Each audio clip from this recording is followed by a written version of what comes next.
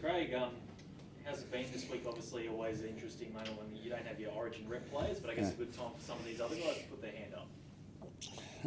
Yeah, it is. Obviously, with Origin on, we've got 4 in there, so we've got a few injuries as well. So, it's a good time for young blokes to step up. We just got to find a couple of young blokes at the moment, but a lot of other sides are in the same boat. So it seems a lot of teams are getting some injuries. I know it's because of the pace of the game or whatever it is, and a few other teams have got guys suspended and they lose guys for Origin. It's pretty tough. So it's always a tough period of the season. When you've got your Origin players away. So we're just obviously starting that now, and we're pretty much used to it. So we just need to get some players out there, and as you said, they'll get an opportunity, and they need to grab that with both hands. Here in the Sunny Coast boy, Trent Loiero might start in the 13.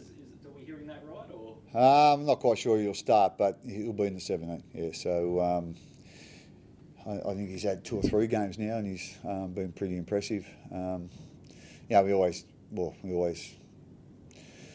had hopes that he'd be an NRL player, and play a fair bit this year. Obviously, last year he didn't hardly play any footy at all, which sort of made it hard on a few younger players. When the Queensland Cup and the New South Wales competition got called off as well, so it was hard for young blokes that weren't regular first graders. They didn't play any footy, but he's had a really good pre-season, and as I said, the couple of games he's played, he's done a real good job for us. But he'll certainly be in the 17 tomorrow. What do you like about him? A few things. He's got good size. He's got good pace. He's nice and aggressive with his running and his defence. So I think the other thing, he's certainly not overawed by coming in and playing with these guys. Sometimes and you sort of admire that trait a little bit as well. But he's not a big-headed kid either, or overconfident. But he is confident in his own ability, and he's confident in playing with the other players. He's trained obviously heaps with them, but like I say, it's not as if he comes in on tiptoes. He comes in full of confidence in doing the job, and I'm sure he'll do that again tomorrow night. Good chance to play in front of his home crowd as well. Yeah, I'm sure he's looking forward to that. We just don't want to get too excited about that, but the rest of the team are excited for him, obviously. So he just needs to concentrate on when he gets on and the role he needs to play. He just needs to concentrate on that, and we'll be really happy with that. But as I said, we've got high hopes for Trent, and he gets a chance to put his hand up tomorrow. Craig, you said last week with the lockdown announcement and staying on the coast that it had created a little bit of stress amongst the team. Their plans had been for the long weekend had been thrown into chaos. What's the feeling like now, knowing that this lockdown has now been extended again? Yeah, a little bit the same, to be quite honest. So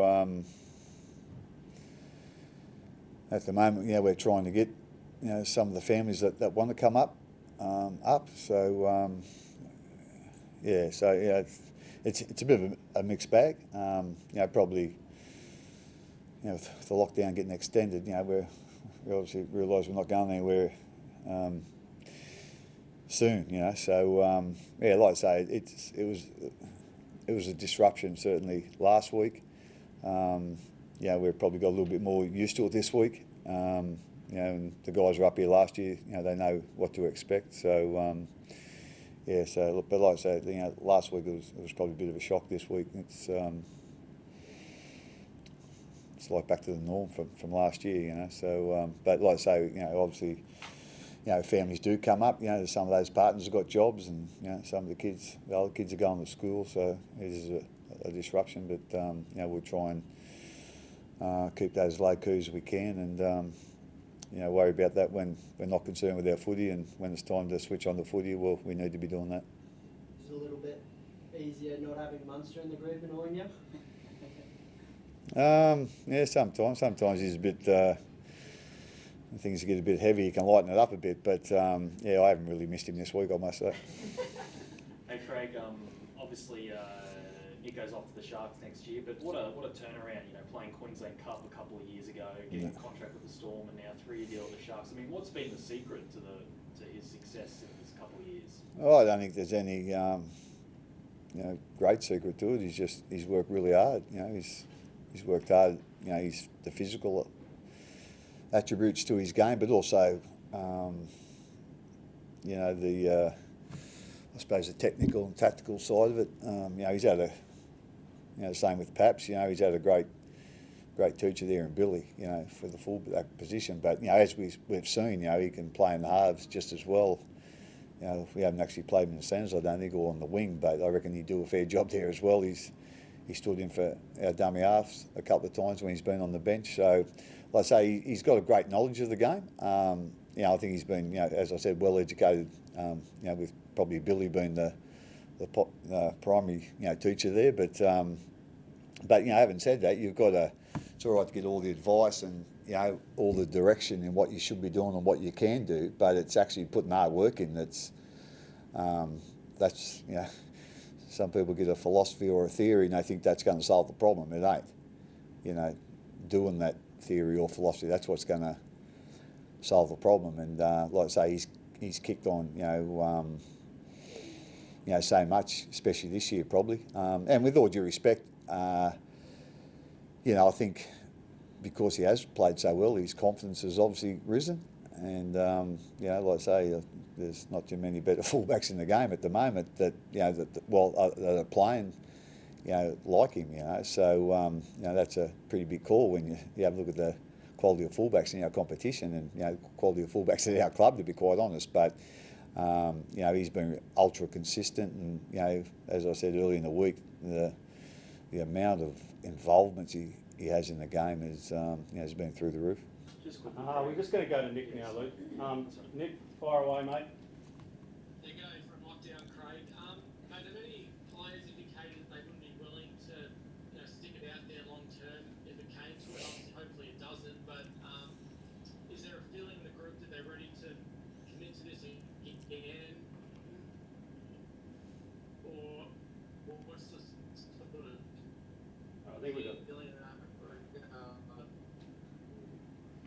the question. Yeah, there hasn't been any talk of a boycott, if that's what you're saying. I think, like I say, it's sinking in. Last week it was a bit of a shock, to be quite honest. This week we're a bit more used to it. I'm not quite sure. Like, we haven't sort of got to that point where, we think we're going to be here for another few weeks, but what happens after that, I don't know. There's obviously some, I suppose, some good points, to us being up here. Like, we're not in lockdown like you guys are in Melbourne, and we can only sort of, feel how lucky we are, I suppose, or how grateful we are that we're not in that situation. But as I said earlier, we've got partners and kids down there that have got, the partners have got jobs, and the kids are going to school. So that is an issue, especially after last year. There's obviously some partners that don't really want to come up because they could lose their jobs, I suppose. The same with kids losing that year of education, like I say. But that certainly hasn't been mentioned, and just hopefully it doesn't come to that. But everyone's got a different situation, so we'll see what happens as time goes by. Over to you, Mel.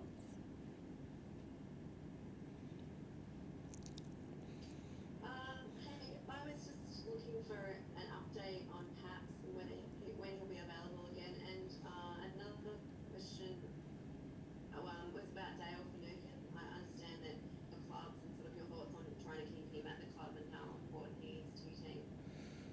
I don't know when Paps is going to be back to answer the first question. He's just started doing a little bit of training, to be quite honest, so I think it's going to be a few more weeks yet. With Dale, obviously, we want to keep him. I know how important he is to our footy team. the player he is, but also, you know, the example he sets off the field for everyone at the club, actually, not just the players, but everybody. So we're as keen as mustard to keep him. Obviously, we've got to you know, work out our roster and obviously the salary cap and whatever. So you know, hopefully we can put an offer to him, you know, quickly. You know, so we know where we're going, and Dale knows, you know, where he's going. But there's not many more players in this team that, you know, I'd want to stay at our club than Dale, and you know, hopefully we can do that. We might wrap it up there. Can I just quickly Oh, ask one more? Is that all right? Queensland today, Craig said that Cameron Munster's going to play 100%. Obviously, he missed a few games with the Storm. Are you pretty comfortable with him playing Origin? No, you're never comfortable playing Origin. You're always twisting around in your seat, you know. Especially, you know, they're obviously your key players or your good players. But like our medical staff give Munster the OK Tuesday week ago.